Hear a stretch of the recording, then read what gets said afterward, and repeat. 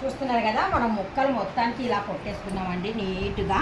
మనకు కత్తి దీంతో రాలేదనుకోండి ముక్కలు కొట్టనీక నీట్గా అడ్డంగా నిలువుగా కొట్టడానికి వస్తుంది. మళ్ళీ ఈ పెంకు ఉంటుంది కదా, ఈ పెంకు ఉన్నప్పుడు మాత్రం మంచి కత్తిపీట తీసుకొని ఒకటే సైజు ముక్కలన్నీ ఇలాగా పెద్ద పెద్ద సైజు ఆవకాయకి అయితే ఇలాంటి పెద్ద పెద్ద ముక్కలు అయితేనే అందంగా ఉంటాయి అనేసి నేను ఇలా కటింగ్ చేశాను. మీకు నచ్చినట్టు మీరు కటింగ్ చేసుకోవచ్చు.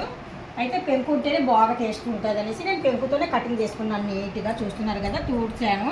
ఒక క్లాత్ తీసుకొని మంచి క్లాత్ తీసుకొని ముక్క శుభ్రంగా తుడుచుకోవాలా. మళ్ళీ ఎక్కడన్నా పైపొర మనం వదిలేసినా కానీ సరే ఆ పైపొర గుడక చూసుకొని జాగ్రత్తగా పైపొర గుడక తీసేసానండి. ఇప్పుడు ఈ ముక్కలన్నీ నేను ఒక క్లాత్ తీసుకుపోయి డాబా పైన వేసి ఈ ముక్కలన్నీ కొద్దిగా ఆరబెడతాను. అలాగ ఒక 2 days బాగా ఆరబెడతానండి. 3వ రోజు కుడుక ఆరబెట్టేసి సాయంత్రానికి ఉప్పు కారం అనేది అన్నీ కలిపి పెట్టుకుందాము. ఇప్పటికైతే ఇంకా డాబా పైకి తీసుకెళ్ళేసి ఆరబెట్టేసి వద్దాం, సరేనా?